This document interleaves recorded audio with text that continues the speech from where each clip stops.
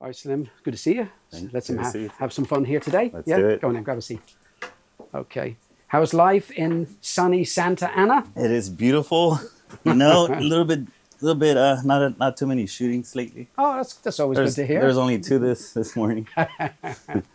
I told you before, like Santa Ana scares me. You know? So Why?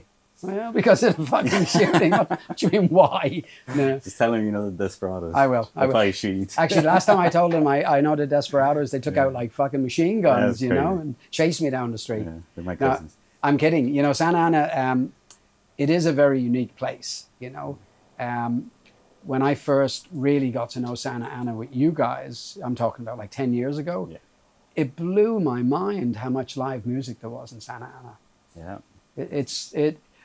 At the time, I remember talking to Aaref, who made House of Wild, and saying, if you're going to make a documentary about Santa Ana, about the young music scene. And because it really blew my mind when I first met you guys, and I guess at the time the Hurricanes existed, but there was so much stuff going on. And what was so healthy about it was not just one genre of music, punk and rock and whatever else. Yeah. Are you still gonna do it? No, you know why? Because that, maybe it's my distance from Santa Ana now, but that scene doesn't seem as vibrant anymore. Yeah. No, it's still there. I feel like it's just. I was just talking about it with the guys back there. I feel like we're getting old, and our audience is getting old as well. Yeah. So I feel like everybody wants to be home by 9. Yeah.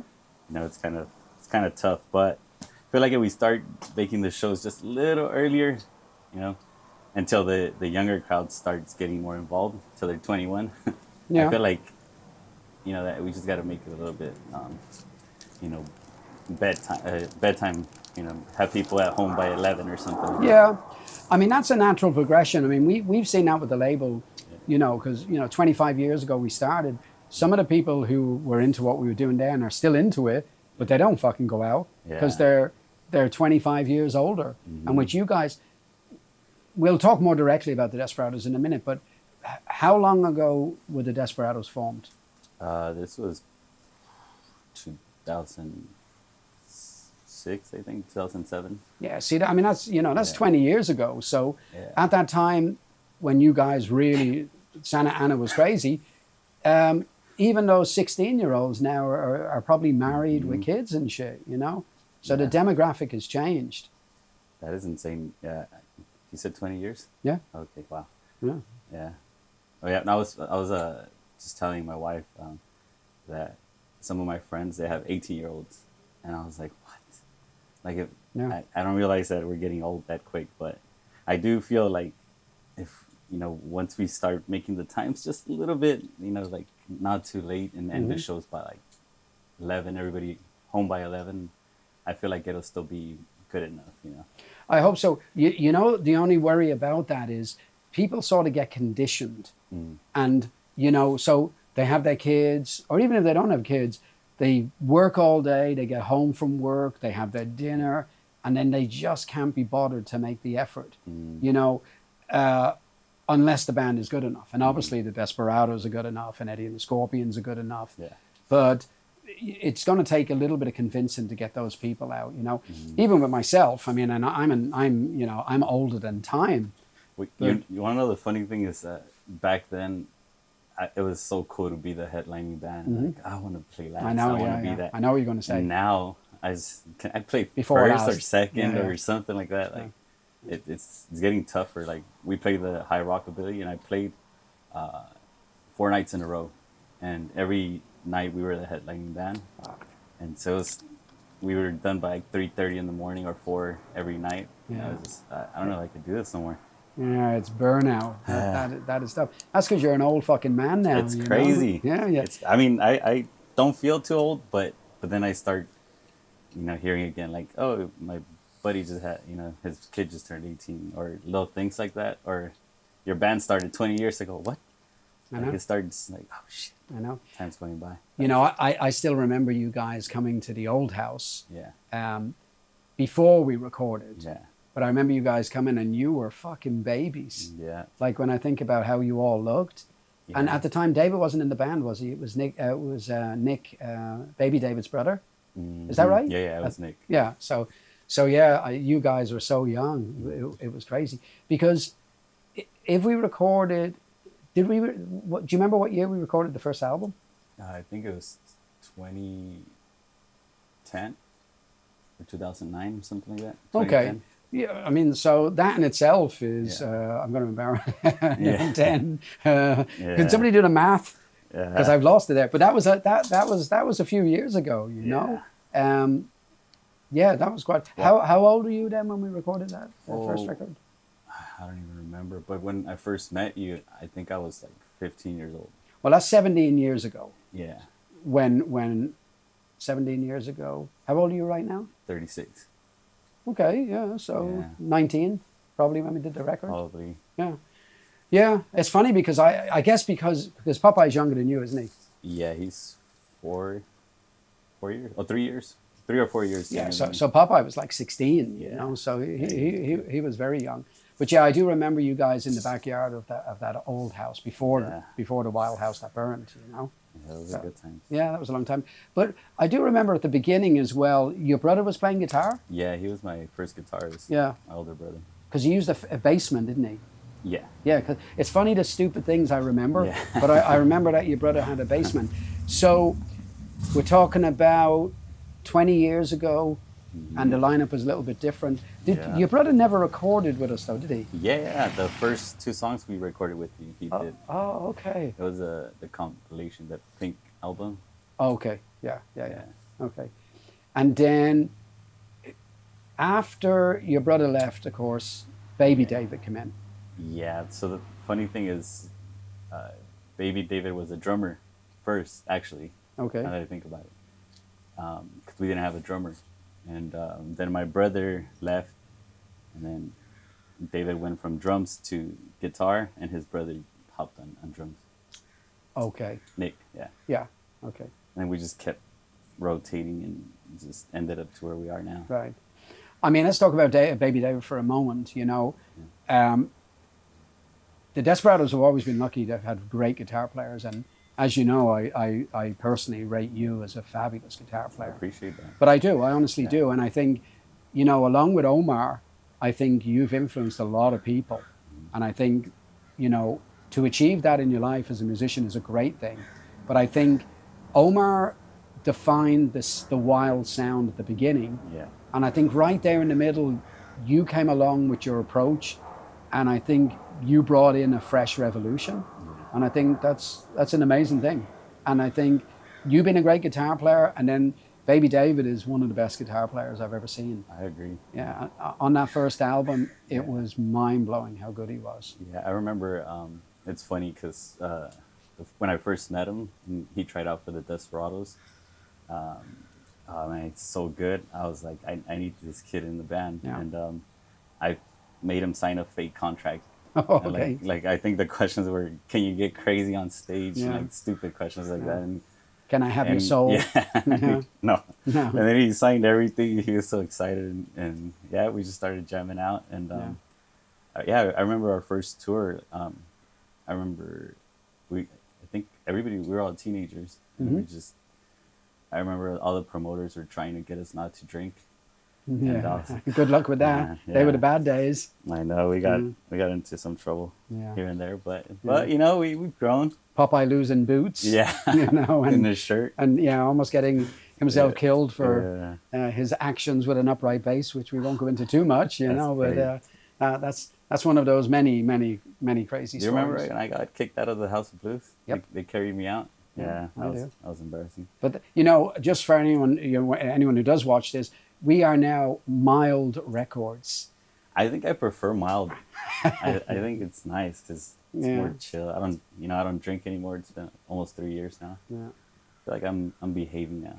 That's because you're an old man, though. I think so. Yeah. You know, I think ever since I got married, I instantly felt like I aged 20 years because I have to be responsible now. Well, you know what? When we find the right person, I think. You know, I'm lucky enough. I've been married to Jenny for 25 years, which is crazy. when you know you have a good person in your life is when you go about your day and you don't think about them, because life is good. Yeah. You know, when you're in relationships and things aren't good, you're worrying how are they pissed off, or whatever else. So I think what you're talking about is that you have a stabilizing rock in your life, and that's an amazing thing. You know, a lot of people live through life without any love in their life, and that's the worst thing in the world. You know, so to find somebody, because you and Stephanie got married, how long ago was it? In September. Okay, so last year, yeah. Yeah, so not even a year yet. So you're still in the honeymoon stage, Yeah, which is great. But we've known each other for 15 years. Yeah. Yeah, she was my best friend. Like, you know, a lot of people say, you know, they're my best friend, but she really was. We weren't even interested in each other or anything like that till the pandemic started, and it was just us hanging out, like, because we lived like a minute away from each other. Yeah. And it's crazy because we've lived like a minute away from each other all of our lives, and we didn't even know it. Yeah. Yeah. So it's pretty cool. I like it. Yeah. So married for less than a year, and life is good. Yeah. Life is beautiful. Yeah, I can't complain. So Slim got married to BB, who released a magnificent record on Wild Records. Actually, I think one of the best things we've released personally. But and is a beautiful person inside and out. So you're a lucky man. I am. So it's good. Proud of that. So then, so the foundation was changing a little bit as you moved along with the Desperados. Actually, you know what, Slim, if you don't mind, would you mind singing a song now, maybe? Yeah, let's do it. Okay. Did you think about something you wanted to do? Well, you know what? Lately I've been into, even though I'm in love, I like a lot of sad songs. Mm-hmm. So I got a song that it's called Our Memories Will Fade. And did you write this? Yes. Great stuff. Take it away, Slim. All right. It goes like this.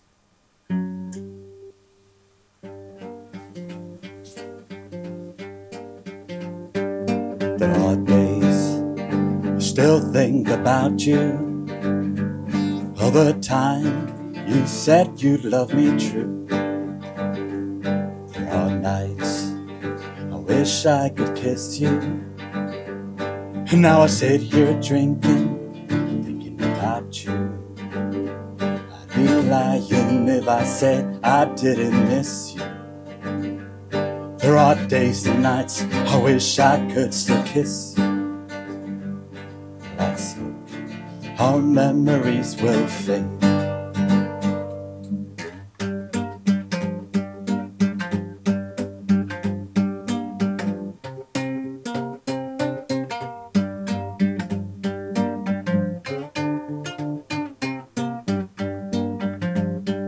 I got an empty bottle of gin, half-full bottle of rum. I got to keep on drinking till my heart's completely numb. I don't wanna feel no pain, love's driving me insane. 'Cause I still love you, but you've forgotten my name. I'd be lying if I said I didn't miss you. There are days and nights I wish I could still kiss you. Like smoke, our memories will fade. Like smoke, our memories will fade.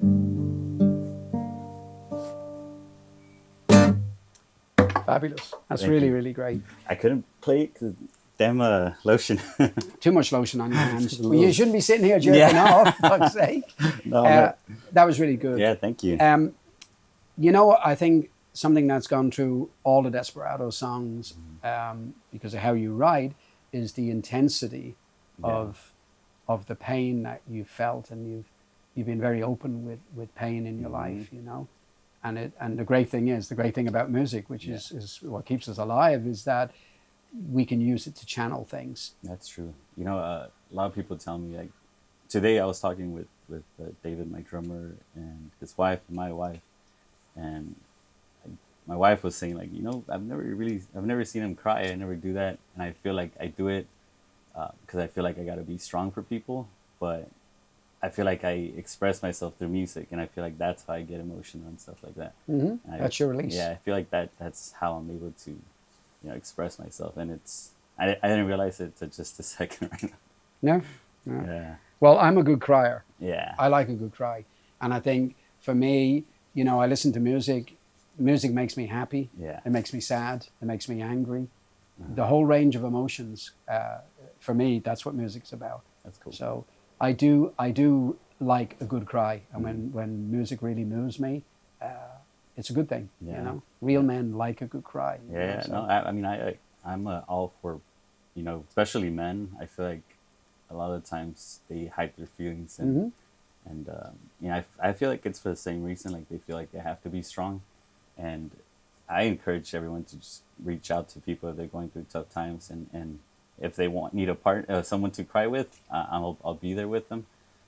I know you will too. So it's I think more men need to be open about their feelings. I agree, and you know, it might be a funny, heavy conversation to get into this thing, but Yeah. but no, it's a good thing to talk about, and we're going to talk about it because before I left England, I actually started to train as a counselor. You know, so I believe every single person in the world should have counseling. I really do. You know, we're not trained how to deal with emotions. You know, and if we're lucky enough to have children and family, you know, or a regular partner, we need to know how to express how we feel with people. I mean, it's an important thing, you know. Yeah. And I think it is unfortunate. So many men think that there's a weakness is shown if you show your emotions, and that is the biggest fucking bullshit in the world. I you know? agree. I agree. So That's why I mean, like, my baby. some people, they always ask me like, why do you write such sad songs? Like, why?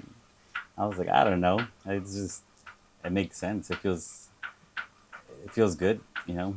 Well, to be honest with you, who likes happy songs? Yeah. I you know, I don't. Well, Yeah. here's the thing, and this is a big thing for you to take on board. But you know, the thing about our label is that we don't want to be predictable, and we don't want our version of rock and roll to be cover versions. We don't want jukebox rock and roll.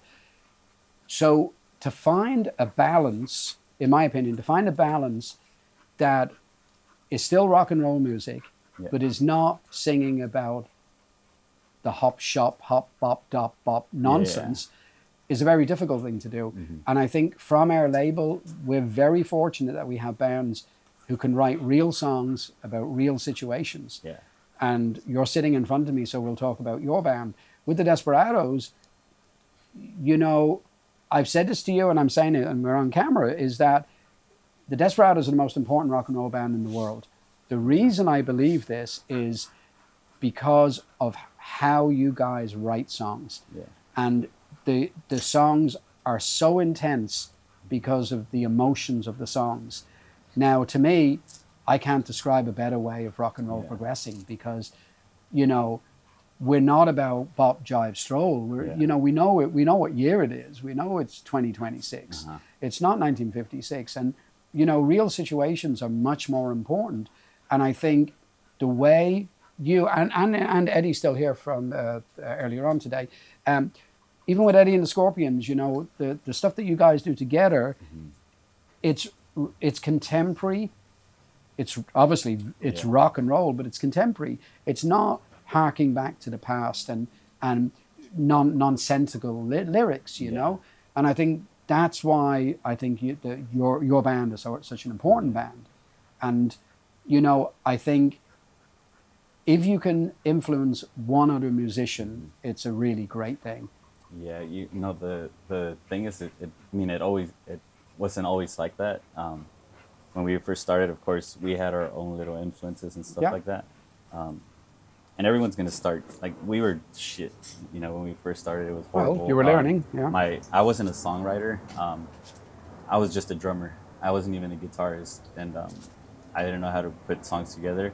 And and the cool thing is, like now the way we write music is, we'll get together and I'll show a song and be like, have anybody heard this riff before? Have you heard it? So now we try not to sound like anybody or anything. So I feel like that's my advice for new bands getting in the label is try to listen to other bands and then, you know, get inspired by them, but try not to create the same riffs, the same style and stuff like that. I feel like that'll be cool, because then they'll find their own, and I feel like that's important, because you don't want people, you know, I know it's a lot of people don't care what people think, but I feel like for your own sake and your band's sake, you should get inspired, but create your own thing, you know.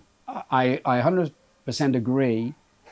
even though that's a very difficult thing to do, because if, you know, we all have influences. Musically, everyone has influences. And I do agree that the influences shouldn't be the only way you write. Yeah. They should be an influence. Yeah. And even within our world, even with our own bands, you know, they've got to be very careful that you're not original if you're copying, even within our own label. I don't control that, obviously. I try to accept what the musicians or the bands bring to me. Yeah. If something I think is too obviously a copy of something, then of course I would voice it. But when I hear bands, and new wild bands, and I hear the influence maybe of some of your guitar style or Omer's guitar style, or, you know, Dustin Chance or what, you know, whatever. I don't believe that's up to me to really say, hey, that doesn't work. I can point out, hey, that sounds a little bit like this or that, you know. But at least in the worst case scenario, I would prefer they were doing that than copying the Burnett brothers, who I love, of course. But, you know, at least let's make the influences very contemporary. And I think, you know, music goes around in a circle. You know, it's very hard for music to be totally original. Yeah, that's true. Because it always makes its way back around in some ways, you know. But I think we don't have to worry about that too much with the Desperados. Yeah, no, but the funny thing is sometimes, you know, we'll make a really good song, and we're like, all right, nobody's playing something like this, and then I'll hear something and be like, damn it, like I straight up ripped off this band or something like that, and now I have to change it and restructure it and stuff like that. Well, you know, again, influences can be subconscious, where you're not even aware of it, you know, and then all of a sudden, then you hear something and go, "Fuck, that's where it came from." But, you know, in general, you guys have kept pretty much away from that, you know. Yeah, we're trying our best. But it's fun. To me, it's just it's a nice challenge to try to sound different. It's cool because I mean, a lot of people they think we're too frantic or something like that, or like getting, you know, the sound is too much. Sometimes they call it psychobilly, but like I don't even label ourselves. Like, I don't think we're psychobilly. I don't think we're rockabilly. I think we're just you're a rock and roll band. Yeah, somewhere in between. I don't even know where we stand, but we're just having fun. I think for anyone to criticize your band in that way, they're not your audience anyway, because they're the same. To me, that sounds like the same people who complain that it's too loud, you know, or there's nothing for the dancers. You know, I think the demographic that, you know, the Desperados reach out for, and the label reaches out for, are people who are open-minded, you know, and, you know, not that you are, but so what if you're a psychobilly? Or but you know what? I've been having a lot, like all of us, we've been having such a good time playing. Lately, we've been playing different crowds. Like, we played with our buddies, Plague Bender. They're a great band. Yeah, they're like an indie, you know, rock and roll band. And then we played with some friends from Mexico. They're called Son Rompepera, and they're like never heard of psychedelic cumbias. Which is a completely different crowd. And it's been a nice little challenge winning over those crowds. So it's cool. And I just enjoy it. Like before, I used to care what people thought and like try to please everyone. And now we're just writing what we feel is, you know, feels good and to us, sounds good to us. And if the crowd loves it, that's just a plus for us. So now we're not looking to win people over like forcefully. You know, we just want it, you know, to enjoy it the way we enjoy it and just be together, united. You know, I don't really want to force anyone to like us and stuff like that. Well, I think that, again, you know, harping back to the label, is we've never had any interest in aiming our music at one group of people. You know, the rockin' scene, that's great. That's great. But, you know, worldwide, there probably isn't 25,000 people. Now, in itself, 25,000 seems like a lot of people. It isn't. In the world of music, that is a drop in an ocean. And I think limiting yourself and the direction and the projection of your music to one scene that doesn't work. I mean, Yeah. that doesn't work. And worrying about the uniform, that you have the Yeah. right hair and the right clothes, and you know, does it have to have an upright bass? And that's nonsense. It's just nonsense. So what you're describing with the recent stuff with the Desperados is exactly how you should be progressing Yeah. outside of perimeters, outside of those borders, and you know, that's a really healthy thing. Yeah. You know, I think we're all just at peace. We're like, we just want to jump. It's because it got to a point when we started, climbing the ladder in the scene or whatever you call it. I feel like we stopped having fun. yeah, You know what I mean? It got to a point where like it became work and it wasn't fun anymore. So now we're going back to just having fun, and then I feel like we're getting more opportunities doing that than when it was just work. yeah. Yeah. Like, we couldn't keep up. We couldn't put up with each other. We started bickering and stuff like that. Like, Yeah. So now it's cool. Now we're all like, let's just have fun. Let's just enjoy this, make music, and just do what we want to do and just enjoy ourselves. Well, you've heard me say this before, and to bands out there, you know, you're not wild on stage if you're drunk. Mm-hmm. You're drunk, and it's something that I've never had a great love for. Yeah. You know, the energy on stage should come from the music and not from being drunk. I mean, you know, and you've heard me this. I've said it a million times. You know, I'm not a fan of musicians on stage drunk because that isn't real. It's not genuine. Yeah. You know, the music should move you, not the alcohol. Yeah. And I think there was a period with the Desperados that you had the energy and you had the right music, but there was a lot of drunkenness on stage. And I mean, luckily the music always came true, but in a way it was slightly disingenuous that it was funneled by alcohol because it wasn't necessary. Yeah. It was sloppy. Yeah. It was sloppy, but that in itself wouldn't be something I would criticize because rock and roll, it's okay for rock and roll to be a bit sloppy. But I think you guys did go through, luckily not a long period. We've had other artists on the label that unfortunately went through a much longer period with the drinking thing, you know. So I think you guys did suffer a little bit you had a period where the alcohol got involved. But during that 10 years, we made the first 2 albums, you know, so, and they are standalone. And it is interesting because I don't know what's happening, but recently, over the last year, we've had a lot of people asking about, especially the second album, because in the fire, we had a few copies, not many. And we had a few copies of the first album, but everything burned. So that's something that I think as a label, I think I mentioned to you that we do need to do a small run of that stuff because there is a fresh audience that want to hear those songs, you know? Yeah. And I know I'm very anti Spotify, but I know we talked about it, but the Desperados is going to put the new vinyl album onto Spotify. Is that the plan? Yeah. I've always been anti doing that because, as you know, when we master a vinyl record, it's obviously it's mastered for vinyl, not for digital. Yeah. And we master it in a way that it works very well on vinyl. So we have to remaster it to do the vinyl release, or to do the digital release, which we can do.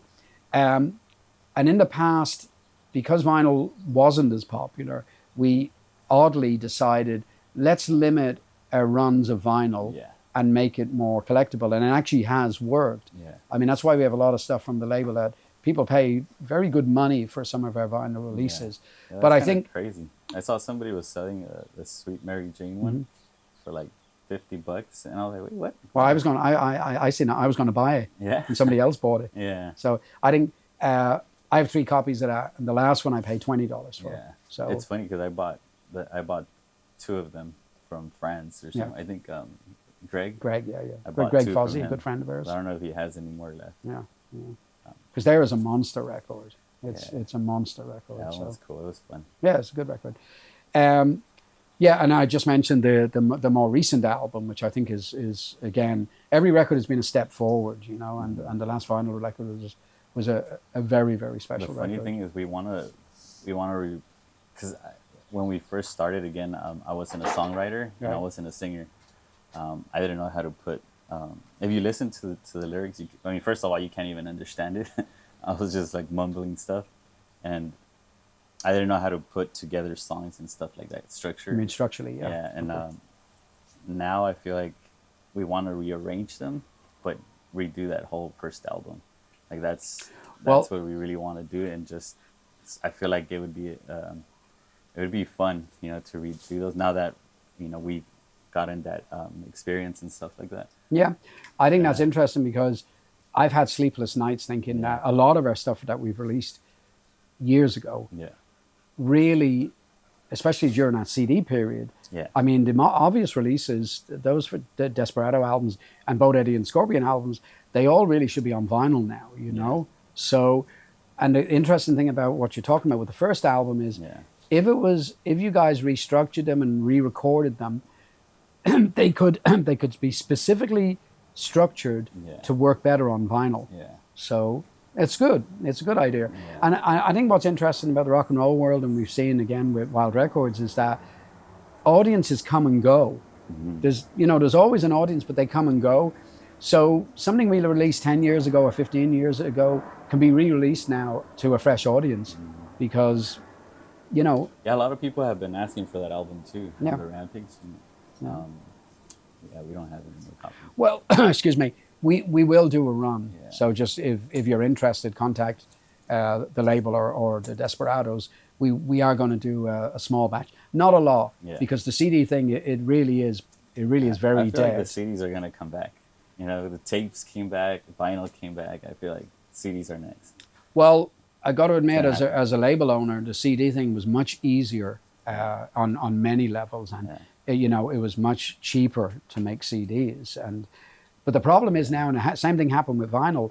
The vinyl pressing plants all closed down, and now all the CD pressing plants have closed down. The vinyl pressing plants have reopened, or there's new ones. I don't know whether people are going to invest in reopening the CDs, but it happened with vinyl. So yeah, I feel like it's going to come back. I feel like the kids are going to make it cool again or something like that. And maybe. Maybe. The only thing about that is it's become much easier now to access music on your phone, to play through your car without needing any physical product. I think that's what would make the CD thing difficult, because it's easier now, rather than buying a CD and put it into a car. And of course, newer cars don't have CD players. True. I think that's the only negative. I know so many people who've told me they've collected every Wild Record CD. Yeah. A lot of people ask us for CDs every time we play anywhere, especially in Europe. They always ask for CDs.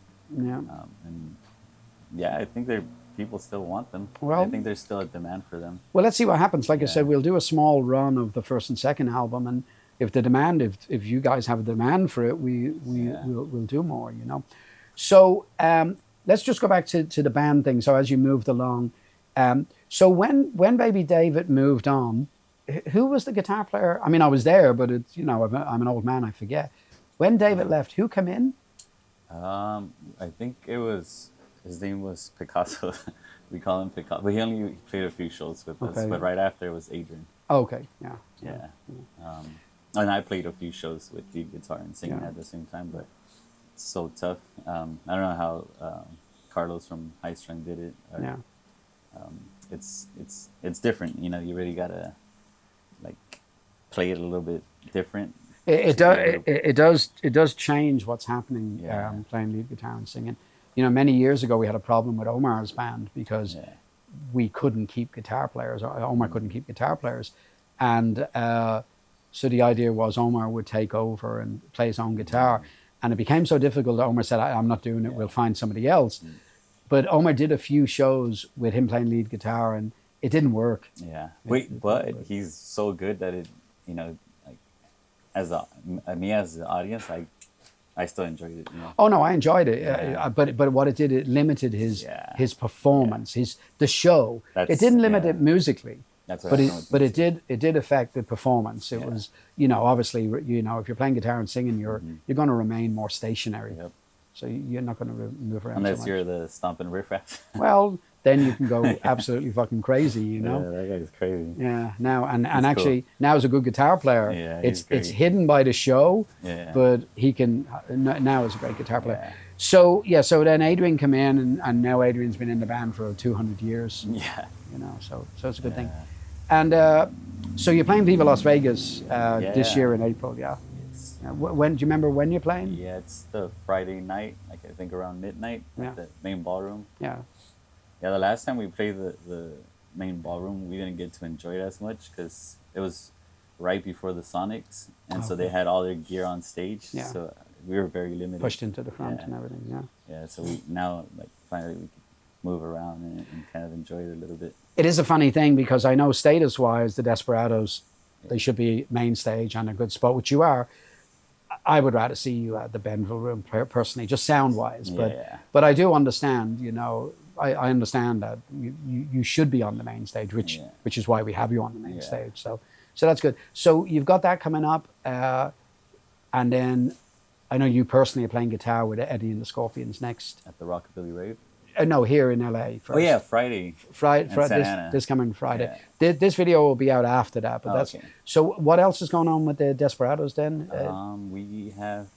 I mean, there's always lots of Californian stuff, but what about outside of California? Yeah, we got a show in the UK and at the end of the year, but I don't think they've announced it yet, so I don't know if we could say anything yet. Yeah. I think Switzerland in September. Okay, yeah. That's for Rock This Town? No. Riverside? Rock and Country or something like that. Oh, that's owned by the same people, though. Yeah, okay, that's cool. Yeah, they're good people. And what else we have? I think that's it for now. There's a bunch of random shows that we haven't said yes to. I think they reached out to us about playing in Indiana or something like that. Oh, okay, yeah. Yeah, which is always the case with Desperados, that there's always shows lined up pending, you know. Yeah, so. But it's just because of work and stuff like that, we're not accepting as much as we'd love to. But hopefully we start, you know, traveling a little bit to different new spots. Cause, you know, we don't have that much time, you know, on this earth, so we might as well play as much as we possibly can before we have, you know, kids and stuff like that. Well, yeah, what about when the Mexican babies come? Yeah. Yeah, you and Stephanie. She wants like 20 of them. 70 and little babies running around the place. That'll change many things, yeah? That's the goal. Yeah, well, that'd be good. But see, that's why we got to try to squeeze in as much shows do it now. We can. Yeah. Do it now. What about, could you do another song? Would you be cool with that? Yeah.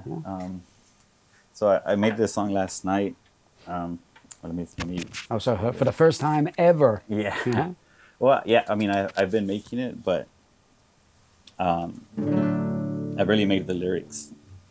So if I mess it up, let me see. Okay, ready?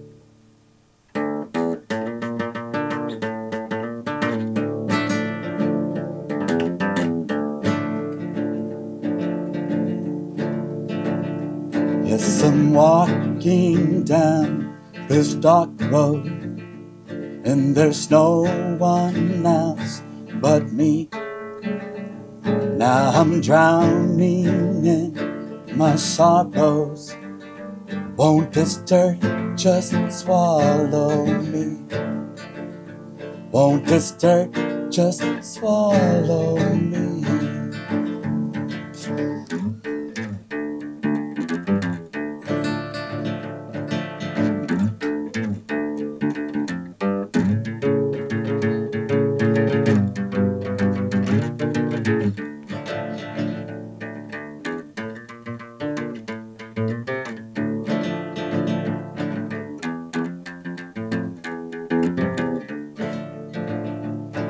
I'm sinking deep in this raging sea, and blue is all I see. Now I start to drown, each thought brings me down. Won't this sea just swallow me? Won't this sea just swallow me?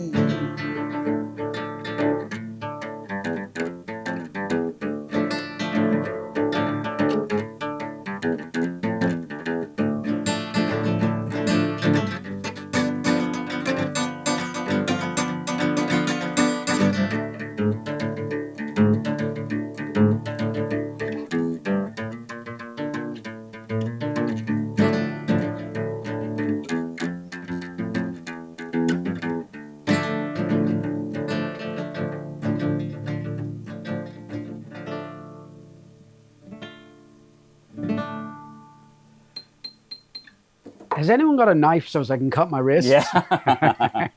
Nah, it's really good. There's still more to it, but I haven't fully. You know, we're not going to break too many fucking hearts today. Yeah, that's great. But again, intensity right away, you know. Yeah. So we'll sort of wind down now a little bit, you know. So it's been good talking to you, Slim.